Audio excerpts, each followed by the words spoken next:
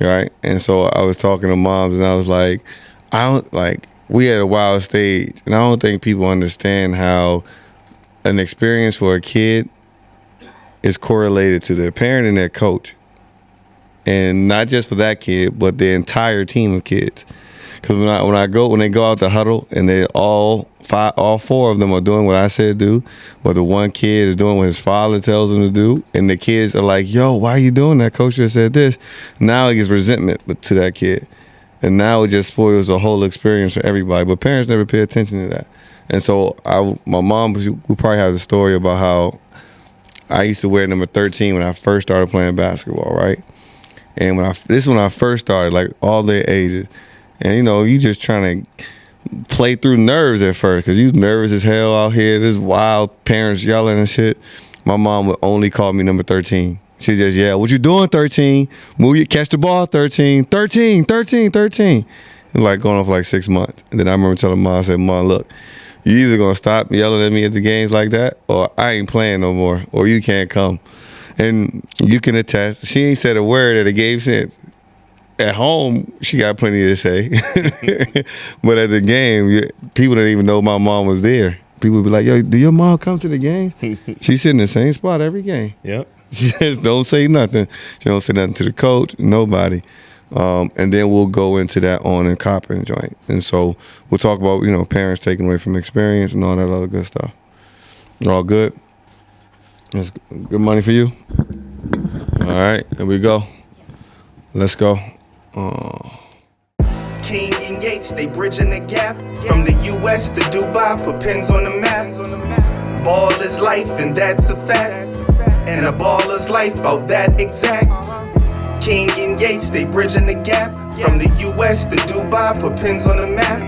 There's a time to score and a time to assist. Ain't no I in team, let the winning commence. From generation to generation, game don't stop. The new and old school got the game on lock. It's all legendary, it's all necessary. We all been all-stars before February. And after that, King and Yates, after racks. But really trying to get some wins, not just padding stats. Two basketball lovers through happenstance. Built a bond that led to greatness that advanced. Yes, sir. Bridging the gap, BTG Nation. What's up? What's good? What it do? As Coach King say, what up, though? Young OG is here. Ryan Yates with the OG, triple OG, JK, Drew Pac. What's the other one? Jules the Jeweler. That one's hard. That one's hard right there. We gotta lean into that one a little bit. That was tough. Jupac wild, but Jules the Jeweler. Come on, man. That's heavy. You used to have a rope chain back in the day. I know you had something. Man. Come on, man. What was your jewels of choice? It wasn't even about that. Nah, there's no way they could call you Jules and you ain't have. You had at least a pinky ring or something. It was something else. You know what I'm saying? So, something else. Hey, man. Ain't no telling. What's up, guys, man? Episode 17. 17 episodes of season 2. I think we are like 43 altogether. So, let's get some love there. Fire!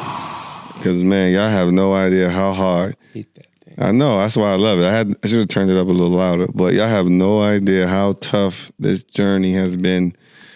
Man, regardless of the podcast stuff, because this is just like creative, cool, but just us being here across the world, running this business, dealing with what we're dealing with, and every day wake up and be like, how the hell are we still pulling it off? Two people basically doing the amount of work 10 people would be doing. Yeah. I'm a zombie right now. Yeah, no exaggeration. But tell them where you just came from.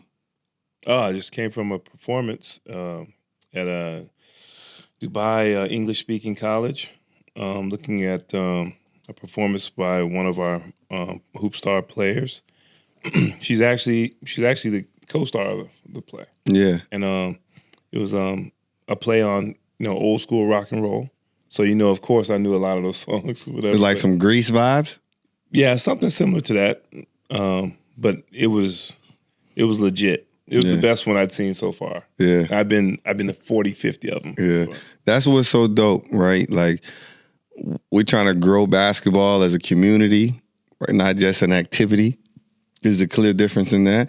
And Coach is great at this. He goes and we go see the show because all of our kids typically, the numbers people don't really understand, but it's a small percentage of people that play basketball at a high level. That's college, even high level high school. It's a small percentage, but everybody can enjoy it, right? And there's the little intangible things that people get from playing basketball, being a part of a team that make it fun, right? And supporting each other off the court is part of that. So Coach and I spend a lot of time doing things off the court, whether that's going to plays, talking to our young ladies about whatever it is they want to talk about, or our young guys. I just spent last week, 2 days ago, talking to one of our hoop stars about her skin care regimen. One of the dads who plays with us was like, how in the world? I don't know if you're being sarcastic or you're serious. And I was like, no, we got range. Yeah, he and I did discuss it later. He just had no idea how in depth we get with our players. And I'm sure you picked it up a long time ago. You can't truly get to know your team if you don't get to know each individual player. Yes. And for all of you new listeners for BTG Nation, Coach King and I are here in Dubai, the UAE, and we have our own basketball brand, company, culture that we're building called Hoop Mountain Dubai. You can find us on Instagram at Hoop Mountain DXB, hoopmountain.ae.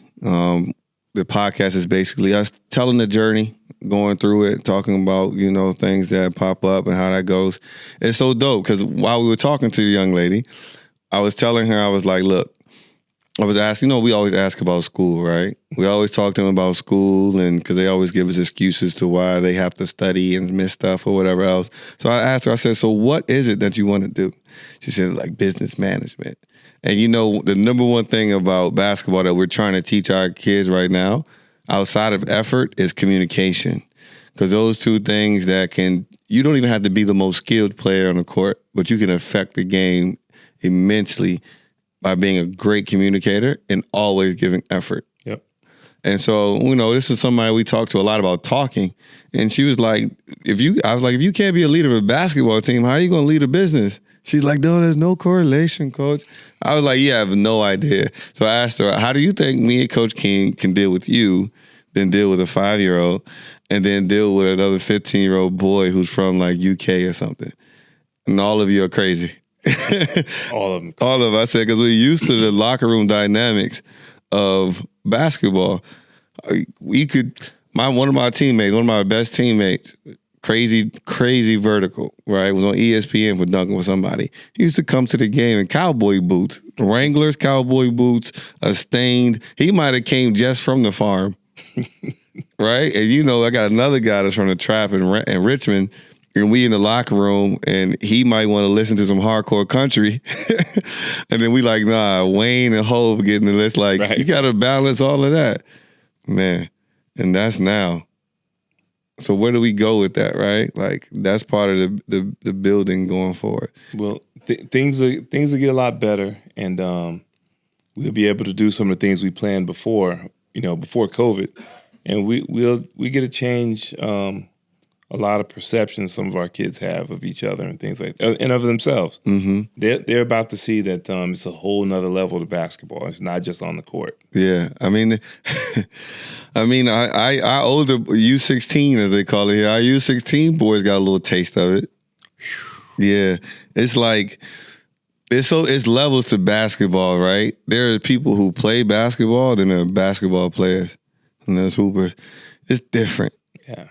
It's just different. It's a feeling that's different. Like, man, it's like being dropped in the middle of the jungle and somebody say, find your way home.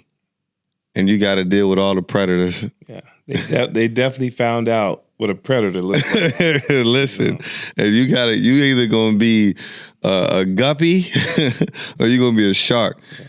And if you coming from out of our academy or if you coming from out of our tutelage, you're going to be a shark one way or another, or you just going to go to a different school of fish. That's real. But we'll expound upon that more going forward. But anything you want to check in on before we get into our NBA check-ins and all the other stuff? Anything that you've seen around the area in the UAE? Because, you know, we have some stories that sometimes we can't tell. Let's talk about that traffic the other day. Oh, man, it felt like we was in L.A. I know, on Mondays when we're going to practice in Silicon Oasis, I'm normally the second person there because you're the lead coach there, and I'm normally coming from like some meetings or something like that. But I would definitely have been there 40 minutes earlier the other day. But there was a truck on fire, engulfed in flames, and people kept moving. I was like, ain't nobody gonna stop? Like, nobody really slowed down, nothing. I mean, there's black smoke everywhere. And I'm like, yo, we should be stopped. Mm-hmm. And I was like, I don't even know if I should drive by it because it could easily like just blow up. But, all people did was just slow down a little bit. Traffic, of course, was congested because it was rush hour and then people were going around it. So, of course. You got to merge lanes. Yeah, instead of it being 4 lanes, 5 lanes, whatever, now it's only 2 lanes. But it was crazy. And that was at like 4 o'clock, 4:30. Yeah. Now, when training is over, about 7, we left about 7:30. About 7:30, yeah.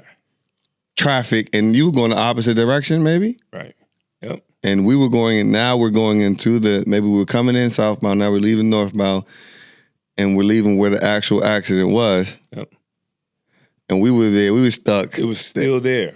For an hour, we were stuck in there. And when we finally, OG sent me the picture, and I didn't see it after training because I was going through, and I was like, damn, that's some thick smoke. And I thought it was coming from a factory. No. I was like, that's real thick clouds. Like, I sent it to Jamila, and I was like, yo, you see what she said? What's going on? And when we drove past the car, the whole car was on fire for real. Like, it was all ashes almost. It was burnt up from the top to the bottom. Yeah, but why was it still there? Man. That's my point. Like, man, it should have been gone, man. Yeah, that shit gives me vibes of Argentina, man. I was telling Jamila, like, the driving here is insane. And she was, I've been telling her that from the beginning. At first, she used to try to tell me, no, you just don't know how to drive here. I'm like, no, these people are crazy, like crazy. And we had a talk with a parent, and we were talking about how we can't believe some of the things that go on the road. Like, and I was telling her the reason why I'm so surprised and like shocked is because the infrastructure. Yeah. I mean, the roads are great. Like, the roads are way better than the roads we got at home. Sure. Any type of little dent or a speed bump or whatever that's in there, or a hole is cleared up quick. Yeah. The way the roads are so good here that my old truck might last another 10 years over here. For sure. For sure. It's just highway miles. That's it. Highway miles. But the folks, yeah, they driving like it's still the desert out here. No lie. Let me say this to anybody listening that drives every day in Dubai. If you miss your exit, and you're like 3 kilometers past that exit, you can't back up. In the middle of traffic. In the middle of traffic. You can't go in reverse those 3 kilometers to get back on the exit. You can't do that. And they expect you to move. Yeah. And they expect you to move. Like, they look back at you like, why are you not moving? Yeah. It's like, what do you mean? Just because you put your hazards on don't mean you're straight. No. Just go around like everybody else, make a U-turn or make a large circle, whatever, and come back and just be safe. You can't back up 3 kilometers. Or the guy or girl or whatever, him, her, their, them, whatever, that the exit is right here and they're right here and they're 4 lanes away. And then they try to come all the way over full speed. At one time. Yeah. Yeah, the exit is right here. You right here, you try to go all, and you could have made that transition about 600 meters back. Come on, man. Or the people who flick the lights. I got a couple tickets out here in Dubai. You ain't about to flash your lights at me to make me speed and get another one of them 600, 700 dirham tickets. Listen, I'm in the fast lane. I'm going fast enough. I'll admit, if you're in the far left lane, which we call that the hammer lane back home, you know what I'm saying? That's the one you can go fast in. But if you're not in that lane and you're in the far right, you should not be right up on somebody's bumper. Man. You need to get all the way to the far left. And then if you are behind somebody on the far left and they're going the speed limit, then that's what it is. What it is. Or if it's 120 and you can go 20 kilometers over, and I'm going 135. Yeah, come on, cuz. Yeah, it's a wrap. Just ride. Right, because as soon as I go 142, that thing flashing, and I got a ticket coming, and they sending me a text.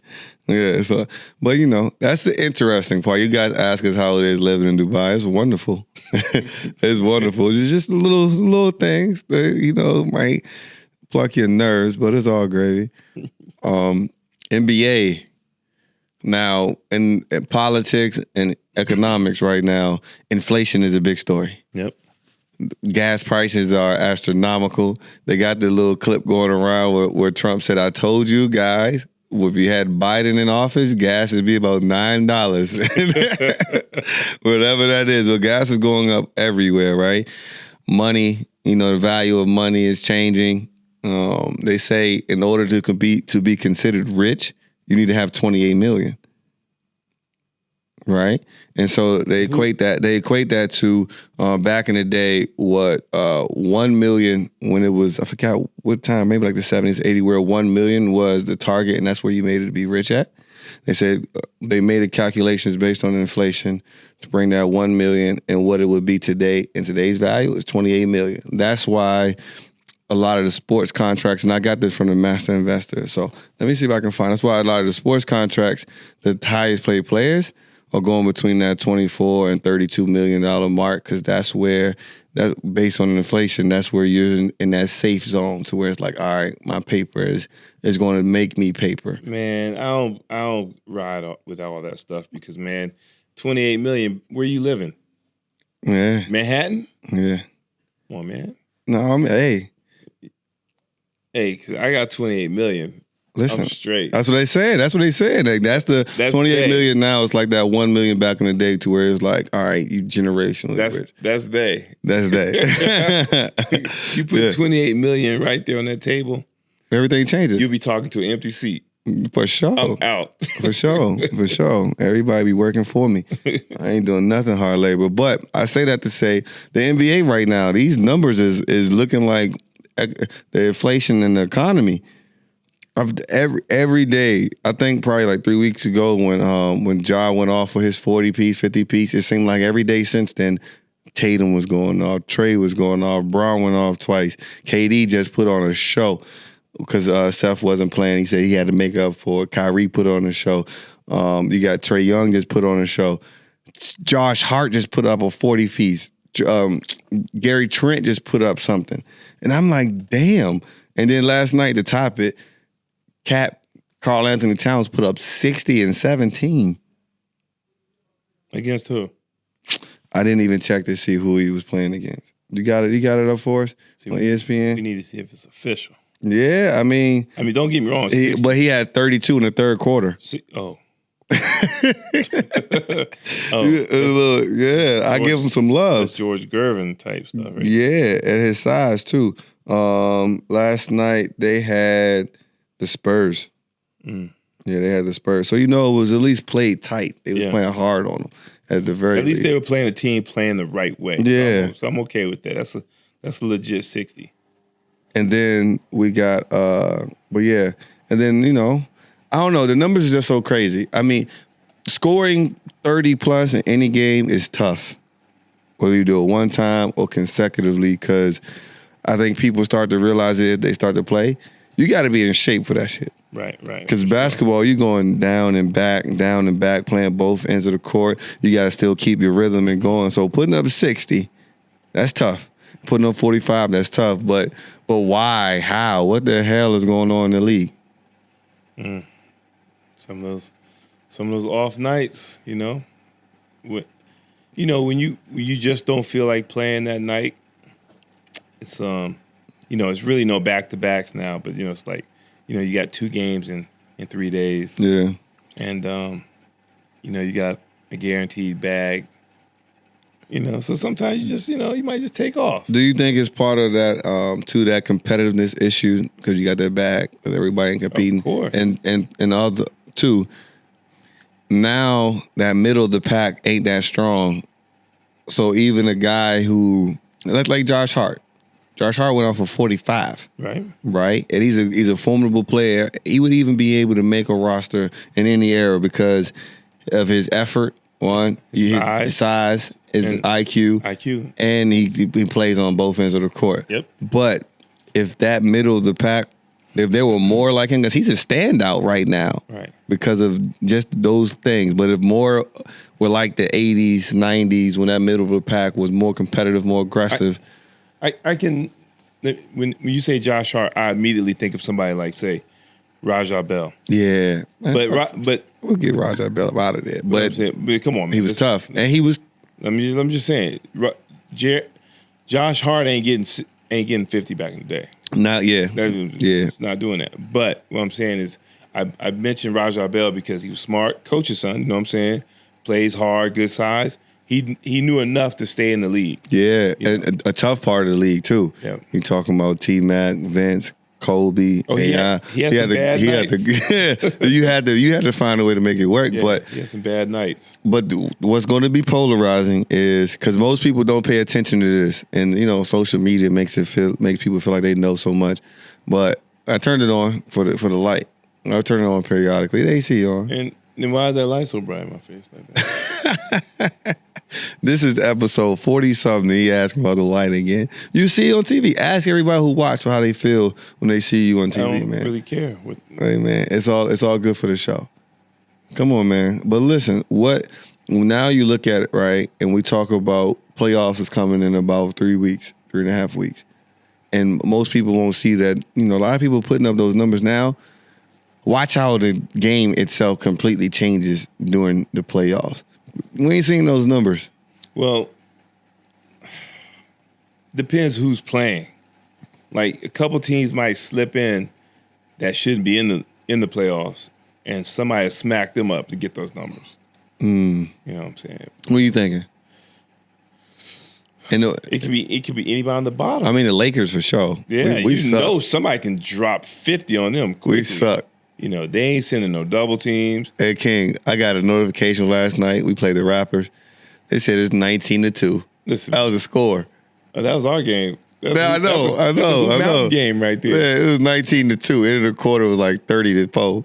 I was like, the Raptors though. I mean, but I expected them to get smacked by Raptors. I looked at who Bron was still playing, man. It don't matter. That's what the problem is. It don't matter. Like, listen, those days where he can be LeBron and just do his thing.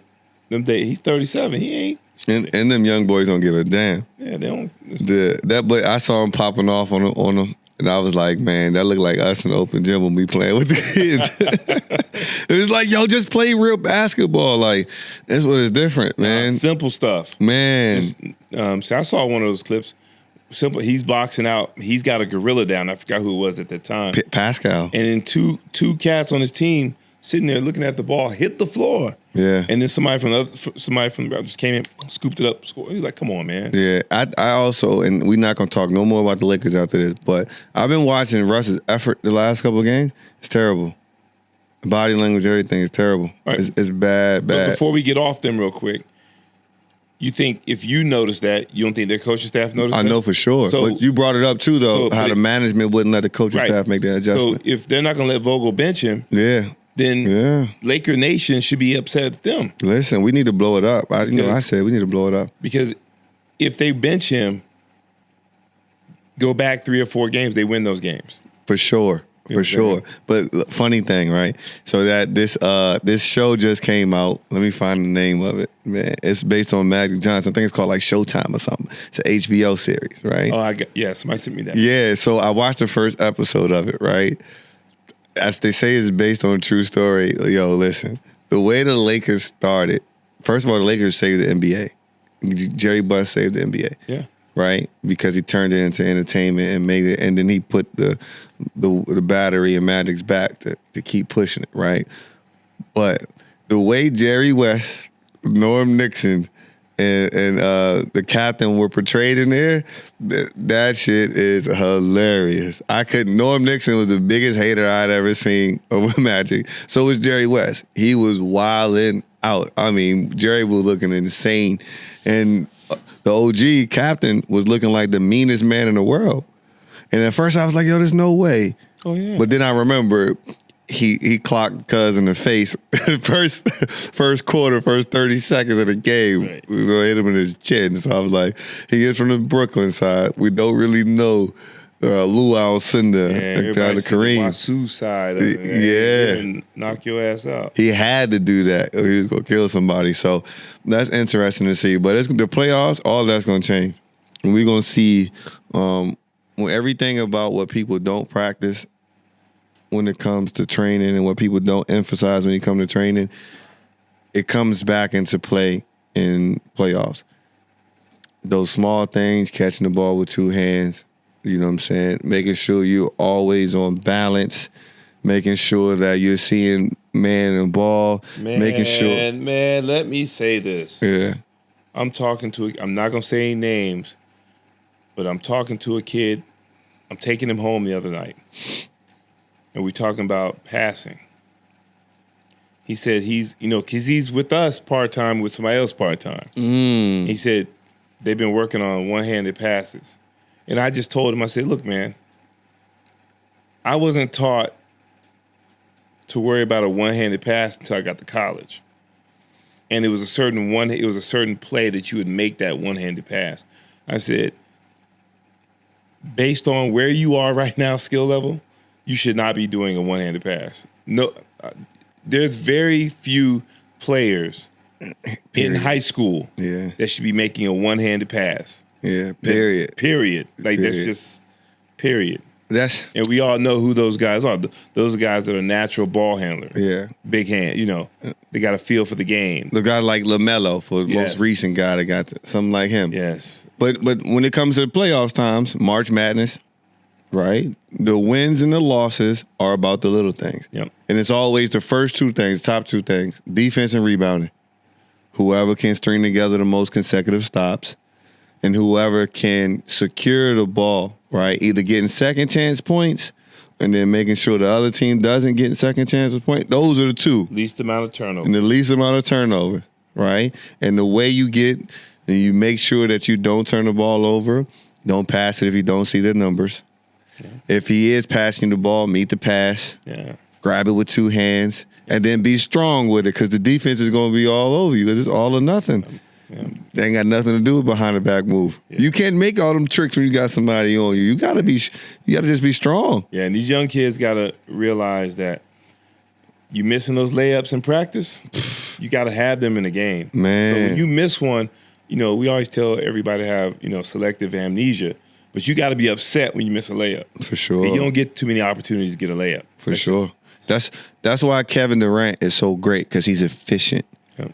Right? Because he treats every rep, everything. Everybody always says it, that KD is the one person that whoever's ever seen him train, he trains like it's game speed. Like everything is game speed, no matter what it is. And it's evident because everything looks easy. Anything that's open for him, anywhere, tray ball or inside, he's cashing it in because you don't know when you get that opportunity, right? And like, just to give a little insight, we were down 24-0 in our championship game, right? And, scared or whatever. It's the first time these kids ever played basketball, right? All crazy. But we had to throw them in the jungle. Coach calls timeout, regroups, puts in a little wrinkle, to keep them alive. And we scored 9 straight points. The next 4 possessions, we have 2 steals, fast break layups, we miss it. Next 2 more possessions, we break their zone down, we get a layup, we miss it. And then we get offensive rebound, and we miss that on a separate occasion. That's 4 layups that we missed after being down 24-0, and we could have been tied in the game 24-17. Yep. Bad passes, right? Not practicing hard, so when it's time to make those layups under pressure, can't do it. But that's what happens on a pro level. Yep. That's what happens in college. because we're going to see Harden choke again. It's going to happen, right? There's a couple guys that's going to be like, come on, give him a chance, man. I'm going to wait. But there's a couple guys that it's going to be like, all right, here they go again. It's the same thing. And it's because when you get to that crunch time, the lights are bright because we played outside and they turned the lights on when the sun went down. And you know how it is. It was a real live atmosphere then. Yeah. We had a guy on the mic with an MC. Yeah, talking his talk. So now what happens? And so when we watch these games, these 60 pieces going around, when it's time for playoffs and March Madness, we're going to see what's really going down. Mm-hmm. We're going to see what's really going down. Speaking of playoffs, right, we got to get into the Wizards. The Wizards just had their first game since 2019. Not the Wizards, I'm sorry, I'm tripping, it's up there. But the Warriors. Okay. There's no need to talk about the Wizards. Okay, I was going to say, I'm saying you were speking on their behalf in the beginning of the season, right? No, it was funny because I knew people was listening to the Wizards fans, and I was like, yo, they looking good. They're getting out of there. But the Warriors, they just had Draymond Green come back, and now it was the first time since 2019 that Green, Clay, and Curry were all on the court together. You know, that's beautiful. Yeah, we need to see that. That's good for basketball. Yep. And this is coming off a game where the night prior, Clay had 38, flamethrower. That is, scary to see. And then, what's the name? Curry had 47 this past game. And so going into the playoffs, now with what seems to be a healthy Draymond, supposedly James Wiseman's supposed to be playing in the G League or something, but he's starting to look like a bust. I don't know what's going on. People aren't saying much about his situation, but we don't see him at all. Nobody's saying anything. I don't know. He must be injured or something, like he has something that's constantly reoccurring because he's a monster. We got to call the resident Warrior fan and see. No, we do. TJ, we need to holler at you because since Wiggins went back to being Wiggy Baby, you ain't hit me up since. Hey, and we've been saying the playoffs is coming in. Everything is really good before February, before All-Star break. It's cool. It's cool. You playing great, my boy. We're getting closer and closer to that time, though. It's a little bit different now, kiddo. But how do you see the Warriors faring in the second half and going to the playoffs? Draymond back. Ooh, it could be a tough one. It'll be definitely a Game 7 series against them and the Suns. Yeah, but they're small, though. You don't think that's going to bother them? Because I think the Warriors, I didn't look at the matchups right now, but I'm thinking, I know Ja and Memphis is confident if they see the Warriors. Oh, for sure. Because they beat them already. And Ja feels like he's the best player in the league right now. And that young buck is scary, especially with the wings he got around him. But I feel like they're small. I don't know if Looney, because now in the West, you got Ayton and McGee with the Suns. And then you got Joker, of course. And then you got Joker and Boogie. And then in Memphis, you got Jaren Jackson and you got Steven Adams. And just the bigs. Just being able, because now people are actually playing to their strengths instead of copycatting with the Warriors. Like, you worry about that a little bit, though? In terms of the size, yeah, they're small, in the post, but their overall length on the court is pretty good. It's not the same, though. Yeah. I don't know. And I look at them, and I think a lot of teams look at them as soft. I mean, you can think that, but... I mean, why not? Because you got to think, it's not the Warriors of old. I know. You know what I'm saying? And that's the one thing, because I was listening to, I lost a small clip of Fred VanVleet to where he was talking on Draymond's podcast. They beat the Warriors, and he was telling them, he said, the one thing a lot of us, especially us in Toronto that year, with Clay would have been tough, right? But even going into that series, we didn't look at y'all the same. Because y'all didn't have the same Warriors culture y'all had. Y'all had a lot of players who were added on, right. But didn't know. And so we knew we could look at them as some weak points, right? And I think now with a lot of these young guys, because your boy was on here going crazy about a lot of these young cats playing well, but none of them battle tested. Right. But and I don't know if they'll be able to respond the same. But that's the point with Memphis. Ja is Ja, right? Yeah. But the other dudes, now there's expectations on those guys. And so I don't know if they're up for the challenge yet. Memphis is a bad matchup for Golden State. Yeah. But those young guys still got to make their bones. It can't be just a one-man show with Ja. Mm-hmm. Because he can't. He's good. I mean, he has potential to be great, but he can't keep that up for 7 games. Yeah. Can't. So I'm just saying, when you think about the experience factor, Golden State has the edge. You know what I'm saying? And Draymond's coming back. And that means a lot because he settles them down. Well, even if it's not Memphis, all of those teams outside of Utah, I ain't worried about Utah because of Rudy. even though Jordan Clarkson just put up 45. We didn't mention him. Right? But all of those top 3, they got bigs and they dominate the boards. And then you look at Phoenix and they got big guards. And then that size and that length. So I'm like looking at Golden State. I'm like, I'm looking at it like that. That's what I'm saying. Golden State and Phoenix are the premier matchup in the West. Because, even though we know Chris Paul, is going to dictate how the game goes, they still got to defend. And, chasing Steph off all those screens, that wears everybody down. Yeah. And without Chris, they've been playing really well still. Really well. And Chris is going to find his way. He's going to be fine when he gets back. Hopefully he gets to play the whole playoffs with no injury. But if I'm the rest of the league, I don't like the fact that I'm looking and Cam Johnson is getting time to find his rhythm. And Mikal Bridges' confidence is just growing. Well, and Cameron Payne is just finding his way and growing. Jay Crowder's finding his touch, and all of them are battle tested and just going under the radar. And JaVale McGee's playing great. They got smacked a little bit at first, and then they you know what I'm saying? Yeah, they got their bearings together. But let's just listen. They don't have Chris Paul. Yeah, no. Well, they don't have a chance. Well, Chris Paul is for sure coming back, but I'm saying coming back into that to where all of them raise their level of play. And whenever CP3 on the court, everybody's level of play rises even more. Right. And so now they have even more confidence. And, they just had a big win in Miami, at Miami. Right. They smacked us. That's big. That's big. It's big. Big. And on the road, too. And I'm like, everybody talking about what this team, that team going to do. Not saying much about Book. Book's still holding it down after being in the safety protocol for a week. It's going to be interesting. But the Phoenix Suns are kind of in a space right now where they're just the usual suspects to be good. They got a really good coach. They got Book. They got Chris Paul and all the young boys. I mean, everybody just expects them to be good now. It's surprising to say that though, right? When you think about it, like, it's surprising. But it was a long time after KJ and Barkley and Thunder Dan. Listen, it's a whole different space for sure. It's gonna be interesting. How do you see the playoffs faring? Like, I think the playoff tournament again, the play-in tournament again, is going to be dramatic, fun, entertaining. I definitely think so. I'm jumping ship now.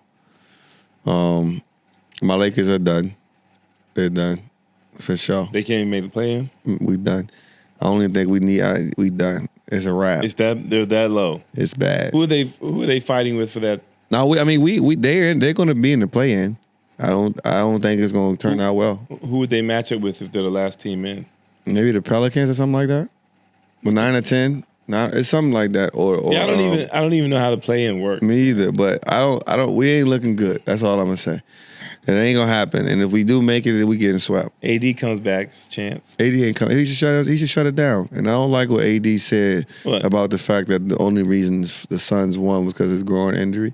Well, shit, we ain't played more than 60 games with you in the last 5 years, man. I don't want to hear about injury, what coulda, woulda, shoulda. He didn't say yeah, dog. And then you know what the book said. If was a fifth, we'd all be drunk. Man, I like that dude. That's why Los was wearing the full Suns jersey. Damn, I love that. That's why Los was in the gym in the LA Fitness with the full D book. But you can't wear that if Gilly and them in there, man. Man, I love it. I love that they all get together though. You know what I'm saying? Yeah, that's a good bump. Yeah. All right, going into the next phase, KG, that man. Hold on, let's get it. Had his jersey put to the rafters in Boston, in the TD Garden. You know, Ray Allen was in attendance, Paul Pierce. Shout out to UKG. But I just want to know, like, how long can they just milk this one championship run? I mean, they won one ring. But they went to the finals, like, what, 2 times or 3 times? Twice. Twice. Was it twice? Yeah, I think it was twice. It was twice. Because we came, they beat the Lakers the first time. Well, all right, what year was that? Oh, man. What year was that? 2008, 2009, maybe. All right, yeah, we ain't that far away from that, so they got a chance. No, it was 08. They can still celebrate those people, those players, and show some love and build up. All right, it was 08. It was 08, right? Yeah. And then in 2009, so that's 08. They beat the Lakers. Then in 09, the Lakers go back and beat the Magic, that Dwight Howard squad. And then we go back in 2010 and we beat them again. I'm just saying, what is it? What is it? What y'all won one ring, yes, but how long are we gonna milk that one ring and just act like that 08 Celtics team was the greatest team in the world, dog? They were the greatest for that year. Man, for that year, but y'all was all right. Y'all slight, man. Let's kill it. Y'all did y'all thing. Y'all got Paul Pierce there after you know what I'm saying? He was dying in Boston carrying that joint. Y'all got it together, but y'all got one ring. One more than a lot of places. But yeah, relax. And I think that just adds to my argument about why Kobe should be, respected. Jason Williams, White Chocolate, just said Kobe might not even be top 5 Laker of all time. There's a lot of hate in there, a lot of little wild stuff, or maybe he might have just been joking. I don't know. But Jay Will from West Virginia, from Sacramento, real white. Oh, he's just joking. It gotta be because we're 9-2 against Sacramento in the playoffs. Yeah, so I'm just saying, that's interesting. But congrats to you, man. Let's talk about that because I've discussed this with people, about who the top 5 Lakers are. And it is tight, but you can't put. I know some people squeeze Wilt in there, but he's not a. But he's not a real Laker. Yeah. You know what I'm saying? But Shaq, Jerry West, Magic, Kareem, Kobe. And then that's it. And when that I think it ends there. But the reason why Elgin. Yeah. I think it's different for Kobe because he wins that three-peat, right? He does it with Shaq, right? And he carries that organization by himself for the next decade or so plus, and then stays long enough to take them to 3 straight championships again, and then win 2 out of those 3, going into a back-to-back without a Magic, right? Without any of those legendary Lakers next to him. And he 3 or 4 different coaches. Like, you're talking about a Laker great, organization great, and to carry an organization on his back for decades. When they went back to win it, though, he had some really good role players and Phil. But they weren't playing against the mobs. But I give him credit for leading them back to win it. Yeah. Because that's tough. Yeah, and again, that's 3 straight though. Yeah. You know what I'm saying? The first one we lose to the Celtics, the all-time great Celtics won the ring. Mm-hmm. Then we get that Dwight Howard, Rashard Lewis, and that era. And Dwight, that's when everybody was calling Dwight Superman. Yeah, and Dwight was having his time there. He was a big time player. He was doing well. Yeah, it was 4 out, 1 in, and there was no big. I mean, they shouldn't have won. That's when Bron kind of said, I let you down, Bean. I should have made sure we got there. That should have been the Lakers versus Cavaliers thing, right? But still, we beat a great big there, and then we get back and beat the big 3. And again, like you beating the big 3, the so-called big 3, which to me really wasn't a real big 3 because I mean, who were we to say? We said they was older and let's just say. They were really good. Yeah. They had Rondo. They had a lot of young. Like, I don't even like when they say the Miami Heat had a big three because Chris Bosh to me wasn't, big three. Resume wise. Not at that time. He all-star. He was multi-time, 5-6-time all-star and averaging 25 and 10. I mean, we've seen a lot of times before on bad teams. You know what I'm saying? Like, yeah. You know what I mean? You know what I mean? But on paper, because that's what it is on paper, it's a bad move. Yeah, I know, but yeah. So, but to stay all that though, like Kobe goes back, carries that organization through that time. That's why even when Magic said it out of his mouth, right? And I think Magic said that when he was alive. He didn't say that after Kobe was passed and none of that stuff. And he said it for a reason. Like, you just laid a foundation and then carried it into a next era without what typically in LA is a 2-star town.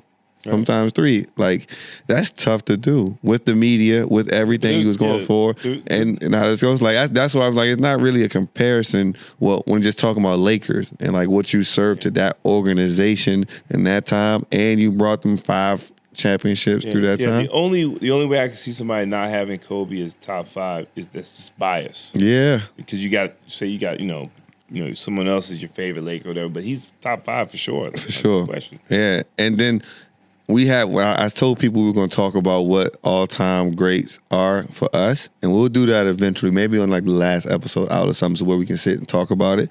What I want to be clear, when we start talking about top 5 or top 10 or the best basketball players ever, we're talking about basketball in totality. Like, really fine-tune like a surgeon would when it's time to make brain surgery. Like, talking about what makes you a complete offensive player. Like, did you master offense? Your footwork, your off the dribble, like everything, or dissect all of that. Because everybody, when it comes to the top 10, 15, 20, all of them got numbers to support. Yeah. Let me say all of them got numbers to support. Kobe. And I don't want to hear people's arguments saying, Kobe was with the Lakers for 20 years. That's not a reason why he's a top great. Because Kobe could have left and went to Atlanta. He could have gone to Dallas, whatever. Kobe's still going to be great. That's for sure. So let's not say that. It just happened to be a situation where they finally did what they're supposed to keep him there. Because I get all this stuff about MJ, and MJ is my favorite player, but MJ was with the Bulls because it just happened to be that way. MJ anywhere is going to be great. No question. So that's just no question. And so we'll talk about it later, but it's all going to be basketball stuff. Cause all this loyalty to the organization crap, that's BS, man. Man, what? Let me see. I got something on the docket next, but let me see if I can get somebody on the phone first.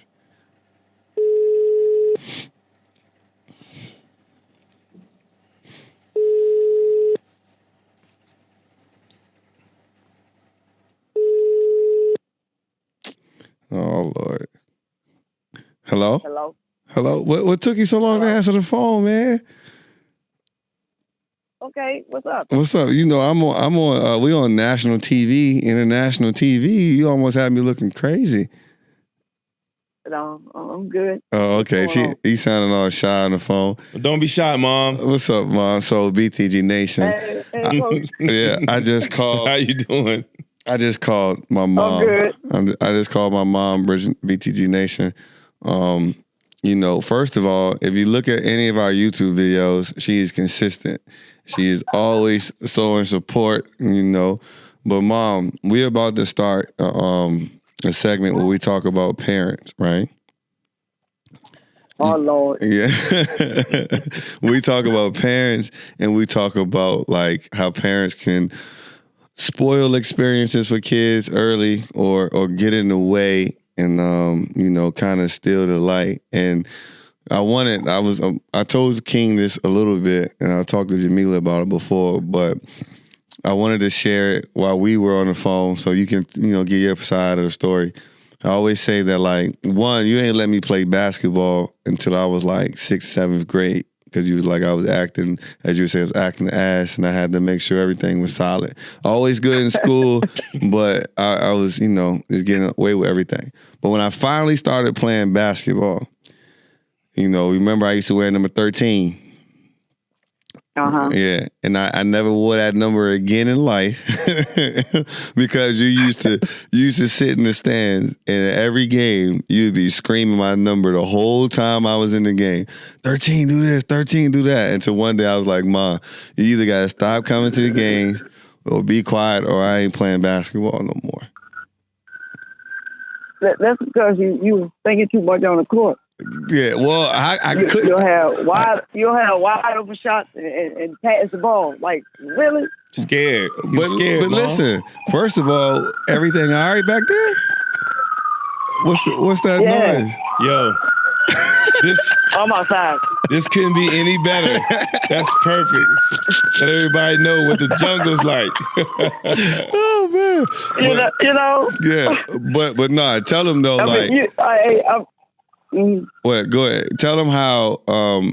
I'm in DC. Yeah, we in the city, so y'all know how it is. But tell them how during that time, right? Because you eventually, tell them like after that, I might have been like 12, and then after that, at every basketball game, people didn't even know you were at the game because you were so quiet. You would talk to me about everything after the game, but at the games, you wouldn't be yelling and everything. But talk about how like that experience when a lot of our parents that were part of our Virginia Pride team, how they were crazy at games, and how it looked and how it affected us as kids.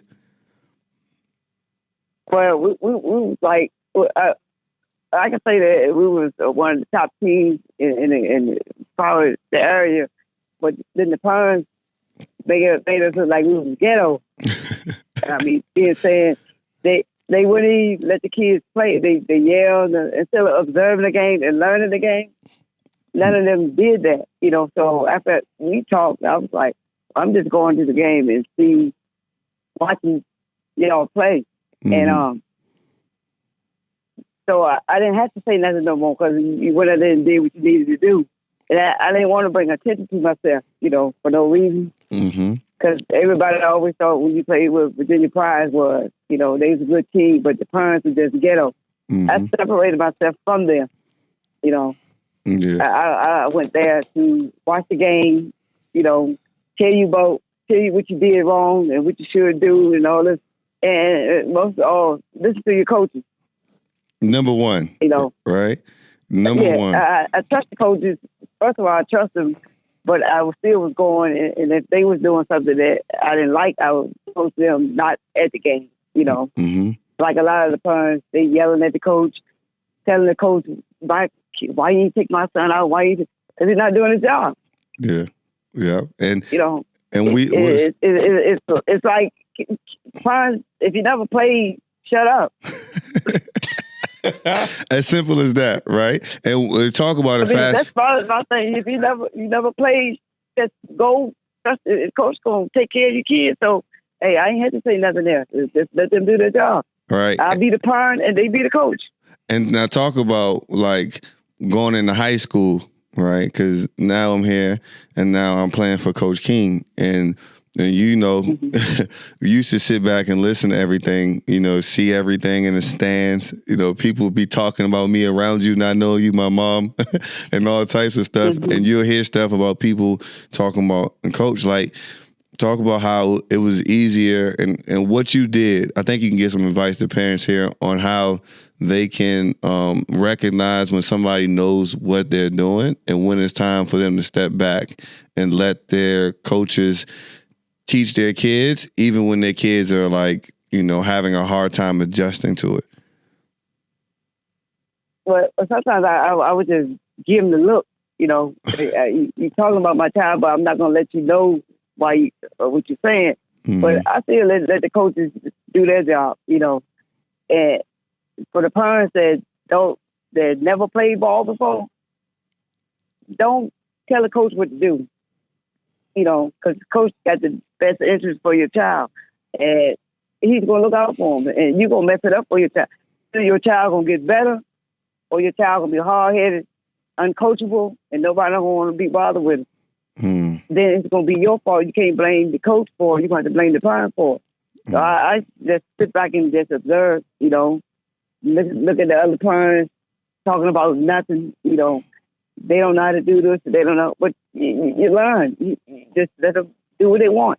Right. And if they go to the team and get cut, it's your fault. It's not the parent fault. Right. Because you throwing shade at the coach for no reason because your child's not doing what the coach says. Yeah. You know. Yeah. So I never was one of the ones. I always, you know, if he looking out for the child, let the coach do his job. So my question is, Coach King crazy. So what did you see at Coach King to be like, all right, he know what he's doing. I just go ahead and let that rock. Because I always thought he was no nonsense. He ain't got time for the BS. You know, you either will do what I say or you move on. And I trusted in that, you know. So I already knew you was hard-headed at one time. Look, I'm doing the best as a parent. Maybe a male figure be in your life, you'll see different where I'm coming from. Because you was hard-headed, always wanted to do what Ryan wanted to do. But I was like, you either going to listen to coach or you can be one of the ones, you 6'7", 6'5", or whatever. You can be missed out. You're on a lot of stuff because you hard-headed, you didn't want to listen. Yeah. So if I turn it over to coach, you know, I trusted in him that he's going to look out for him. Yeah. You know, he's going to make you either a better person or he don't want to be bothered with you. Then I'm going to be mad. Right. Gotcha.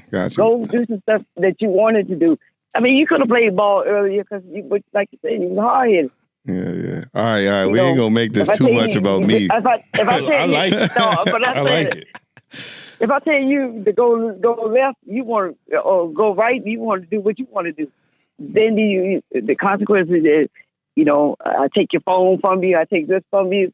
Then you realize, like, Mom ain't playing. Right. You know, it all worked out. It all worked out, though. It all worked out. Yeah. It worked out for the good, but you something else. All right, it's not about me. We're trying to give advice to parents to get out the way so their kids can enjoy the game. No, the kids you coach need to hear this. Yeah, the parents need to just let the coach do their job. Mm-hmm. Because if you want your kids to play and to get better, listen to what the coach is doing. Coach is not going to tell you nothing wrong. Mm-hmm. You know, he's going to make the kid better, or your kid gonna be somewhere else and ain't gonna be missed out. And you can see the accomplishments the other kids is doing. Mm-hmm. Then you be like, I know I should have listened to my parents. Right. True. Well, and sometimes parents are not always right. Right. Right. And I talk about that too sometimes, to where I say the one thing that is really, really admirable and always picked up from you was that you never try to figure out all the answers yourself. If you found somebody like Coach King or Uncle Ro that was like, they already know what they're talking about in that, I think you always say is stay in your lane. Like, it's like, all right, they know where we're going right there. Like, and it's not an ego shot as a parent. Like, it takes a village to raise a kid, especially one like me, right? Or we're going to be hard-headed, strong-headed. So that's dope. But basketball. But first of all, you got to keep it real too. You got to keep it real with the parents. If your child got potential, I'm gonna work with it. Mm-hmm. You know, if your child don't want to listen and come home every day and listen to what you say in a game, then he gonna be bent. Yeah. Honest to God. Well, give us, you know, my mom liked to play the lottery. You know what I'm saying? I'm just glad I'm not home to show her how to use FanDuel, because she used to be all over that and going crazy. But I know you've been watching more college basketball than me. Give me your Final Four prediction for women's NCAA tournament and the men's NCAA tournament. Who your Final Four for the women's first? Women. South Carolina, Kentucky. I like that. I want to. I don't know. I might put Texas out there. They might be doing something this year. And one more. And NC State. Okay. For the women. All right. For the men, who you got? The men. I put her on the spot. I ain't tell her I was calling ahead of time. for the men. Let me see. I'll say Auburn, Okay. Gonzaga. I got a Gonzaga, Auburn.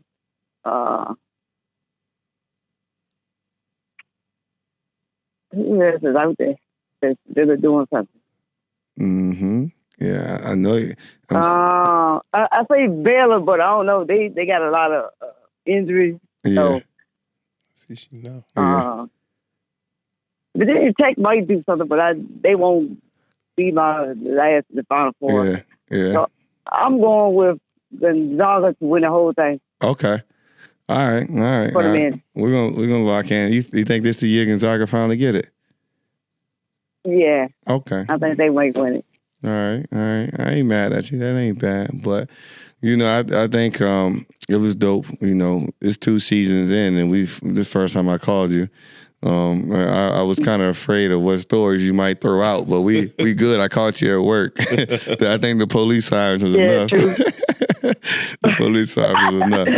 But you can edit that. No, we're gonna keep it in. We gotta keep it real. We gotta keep that in. Because sometimes people think we playing when we say it's a little bit different where we're from. Yeah, see, they see Dubai as the city because it's big buildings, so they think it's the same as being in the States. Nah. It's a different city. Different vibe, that's for sure. Yeah.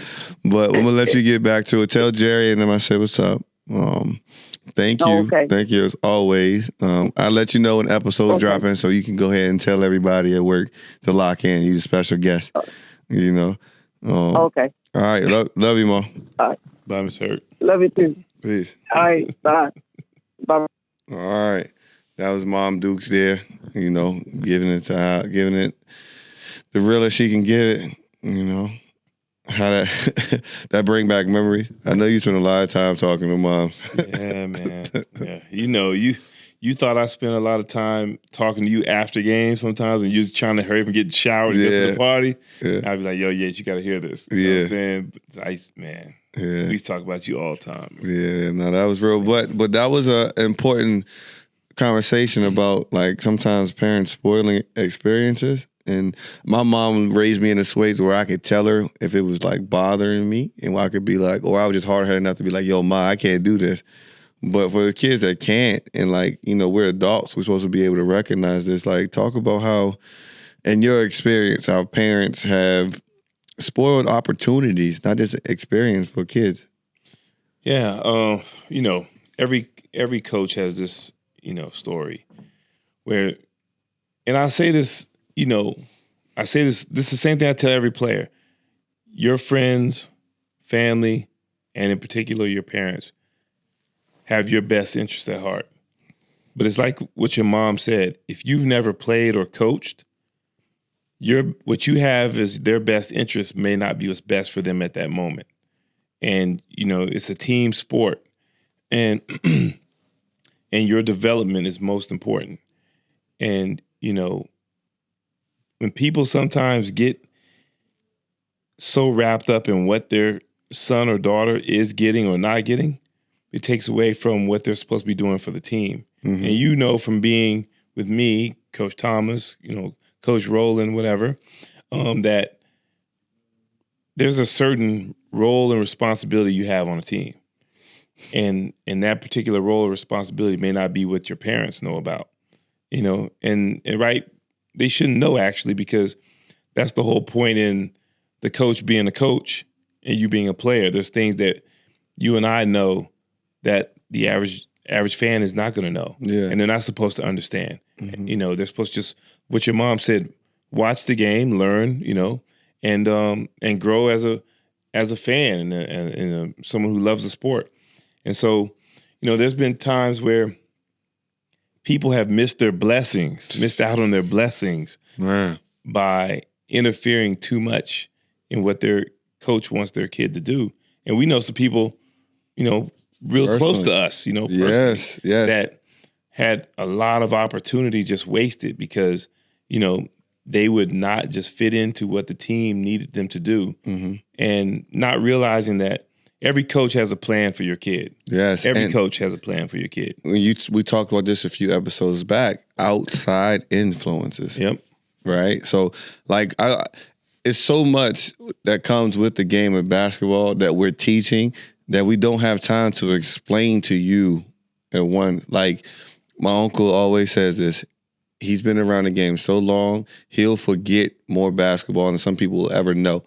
Yep, he definitely knows more than I know. Right. Sure. And then even then, for you've forgotten more than this entire GCC will know just based off experience alone, right? And then bring into the fact how much you study for the game. So we don't have time to explain to you exactly what we're doing, because really everything that we're doing is methodical, because we know how to build a team. Yep. Right? I know from experience what it feels like to be a part of a winning team and when we're moving in the right direction. And you know from experience how to put the pieces in order and make them work and what little things got to work together. Yeah. At the beginning, step by step, you're just looking at a surface value. We might be doing something just to throw it out there so they can be ready for it 6 months from now. Right. When it counts. When it counts. Yeah. Right? And so we don't have time to do that. And so your personal biases may be separating your child from some development. And the thing about basketball is that, I learned this lesson when I was a young buck too. Players come a dime a dozen. Yeah, right. Right? So you think one kid is not replaceable? Yeah. And especially with us, to where we know not to tug and pull because we can't control that. All we can control is our intentions. Yep. And, out of 100, 99 parents are loving us. Yep. So if it's just one in one situation, we'll just bet with what we got, because eventually we'll find somebody else that'll come in that'll listen. Yeah. Well, one thing that was pretty ironic that your mom mentioned is that I was no nonsense. Mm-hmm. We're just talking about in relation to, me coaching you. And I people knew how I felt. Mm-hmm. I'm not going to hold back. I'm going to tell you. And if we have somebody now who doesn't like what we're doing, I'm an open book. You can come talk to me anytime and we'll discuss it, because I'm learning every day too. Just because I've been around the game a long time doesn't mean I'm not learning. So it could be something that you bring to my attention. I say, oh, I didn't see it that way. And then maybe I alter something. But one thing we do as a staff, we try to make sure the parents understand what we're doing for that particular game. Yep. We talk about an instance this weekend. We made sure after the game, we talked to everybody in terms of what exactly happened. Mm-hmm. And everybody, oh, that makes sense. Yeah. And everybody was okay, because it's about the development of their kids. Because, young kids, right now, you don't have any idea what you're going to be. Man. And then when it comes to basketball here, or even in a lot of places, people don't really understand the intricacies. So it's tough. Like, just at the surface level, right? Sometimes parents don't understand that what you're doing on the sidelines, it not only affects your kid, but your team and the way the team reacts to your child. Because if you go into that huddle, right, and all 5, all 10, all 12 of those guys are being told one thing and they're all on board, and then you break the huddle and they go out and everybody is doing what the coach said except for that one kid because the parent is yelling at him to do opposite, now that affects how his team is going to interact with him. Right. Now, the team's not going to like him as much. They're going to be like, man, we don't like being around that person because they don't listen to their dad. And, hey, the dad, we're trying to build community. And so we want all of our parents to work together. And so when everybody's seeing that there's one person going this way while everybody's coming here, because all of our parents are crazy when it comes to their child, because they love it. You love it. It's cool. But all of them, when the emotions come back down, they remember the fact that I got the best 2 guys for the job, right? And so they find comfort in that, and then they come together and they cheer wildly together. Yep. But if they see one person steering away, because what we're doing now is trying to teach kids to play together and build things together, because that's how teamwork works. But if you're not understanding that you also play a role in that, that's going to be tough for your child too. Yeah, right. It'll come to the forefront somewhere down the line. For sure. There's always does. No question. So, we like to talk with parents and help them, because everything is new, just like it's new for us. A lot of times it's new for them. We are different in the way we approach everything. And so we got to go through like a learning curve.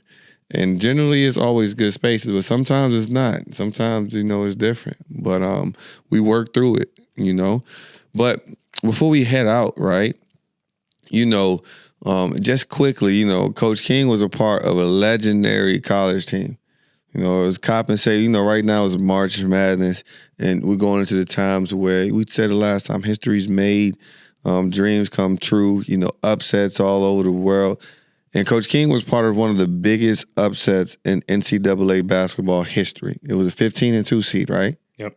15-2 seed. It was South Carolina. Yep. South Carolina versus Coppin State. And that team that Coach played for, they had a lot going on. If you guys know, basketball period, that's why we say we try to prepare people for so much. Like when you're on a team, those road trips, what goes on in the hotels, what goes on in the locker rooms, what goes on in the team dinners, what goes on in the breaks when you might go to a teammate's house, the parties. It's a crazy story that goes on, right? Even at the high school level and up. And Coach King's Coppin State team, they had some wild stuff going on. And they were also probably coached by one of the greatest, most legendary coaches in Wolf. What's Fang Mitchell. Fang Mitchell. I almost said Wolfgang Puck. Hey, Fang Mitchell. My bad, OG. And recently they just dropped a documentary on ESPN Plus called On and Coppin. Yeah. And I got the trailer here for us to listen to. We got it here. And it's going to be on ESPN Plus. It's available everywhere for streaming. Let's see what we got. And I'm actually excited to see this. Make sure. Here we go. Welcome to Baltimore. I didn't know anybody that went to Coppin State. I didn't know where in Baltimore Coppin State was. He was a coach with no Division I coaching experience. Fang wanted to do it his way. He saw a place where he could create something out of nothing. I always say, if you could play with Fang Mitchell, you could pretty much do anything in life. You're going brain dead out there. They were players from Philly and South Jersey who were unwanted and unappreciated. Everybody was here because somebody else didn't want it. So many of these kids just wanted to play. Together, they came to a tiny community school in West Baltimore and brought mayhem to the world of college basketball. If you mention Coppin State College, people know exactly what you're talking about. They said, where's Coppin State? I looked up in the stands. I said, you'll know after the end of this game. Here's the story about how the Eagles got on and Coppin. That's dope. You got Snoop from The Wire right there. Man. I seen your boy Mook in there. You know what I'm saying? Like, as soon as it came on, I heard the Baltimore accent. Yeah, that's Snoop. That's Coppin, man. Yeah, that's love. Player and coach the. Oh, my bad. But yeah.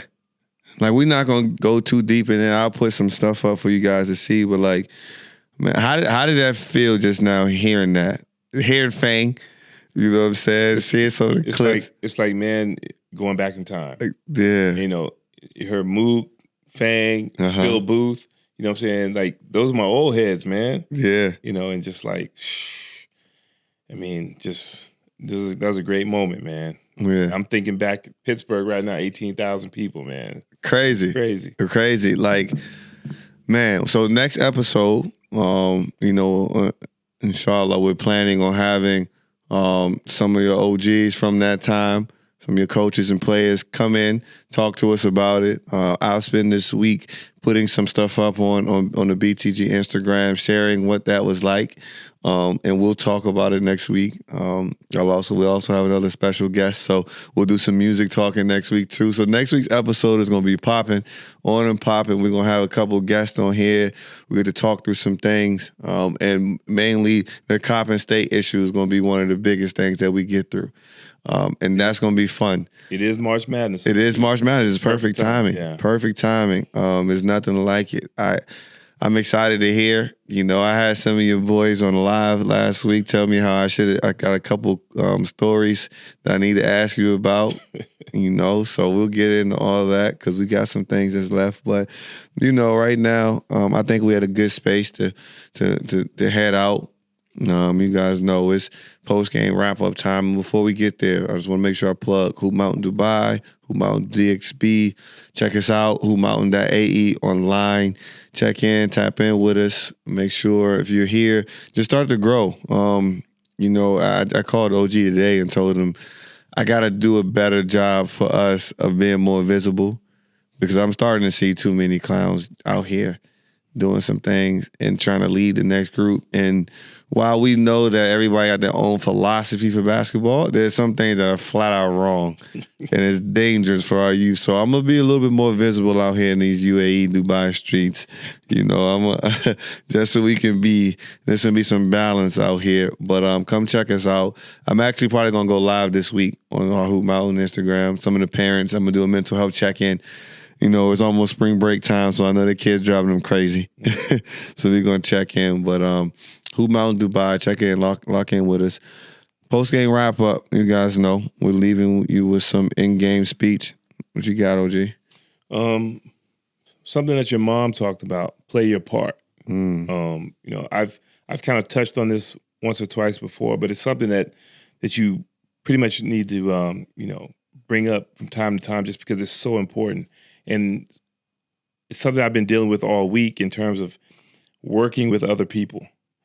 And when I say play your part, when you are in charge of something, whether it be a team, corporation, small business or whatever, if there's something that you're not comfortable with, something that you're not knowledgeable about, then that's when you got to bring somebody in that is. But when you bring that person in, you got to give him or her their opportunity to do their job. If you're going to always interfere, then they're not going to be able to do their job. And if things don't go right, you can't place the blame on them. Let the person come in, do their job, what their expertise is in. And if it doesn't go right, then you can hold them accountable and move on to the next person. But play your part, man. Just play your part. Yeah. I got to play your part, man. It don't get no better than that. Just three words. I got two things that's been on my mind, right? And sometimes I save old quotes from people that I admire or old, so now it's tweets. And one is from Nipsey, right? And it was like, less consumption, more investment. And that's not just monetarily. When we're in the time to where we talked about the internet and technology last time, sometimes we consume a lot, but it's not something that is investing in us in a good way, right? So less consumption, more investment. We mean that spiritually, mentally, emotionally, everything. Let's start to be a little bit more aware of what we're feeding our mind, what we're spending a majority of our time on, right? Because that kind of can help ease a lot of that anxiety and the other stuff that we got going on, trying to feel like you're keeping up with some things. And then that next space is, it's about what you're going to do next, right? Sometimes something happens to you. The cards are dealt. It is what it is. It's about what you're going to do next. It's always about that. Basketball-wise, you made that turnover. You messed up on that play, made the wrong read. But what are you going to do next? Always moving forward. No pressure. Less consumption, more investments. And it's about what you're going to do next. Shout out to Dom Kennedy. Why your post game gotta be so long? Why it's gotta be two things? It was stuck right there because I was feeling like maybe I'll save it for next week, but I'm damn sure not gonna remember. Let's keep it a buck. Where's your little notebook that you always keep notes in? We was on a run. We was on a run. We trying to get some new sponsors and stuff. I'm doing a bunch of stuff. Look, God bless. As always, you know what it is with us. Keep it real, keep it simple, and keep going. Brother to brother, they both got views that you need to discover. From sports, current events to just life talk. Whether you on a fast break or a nice walk, gotta tune in, you already know G. This BTG Nation and you one of the homies. Just tune in, you already know G. BTG Nation, the other ones in the nosebleeds.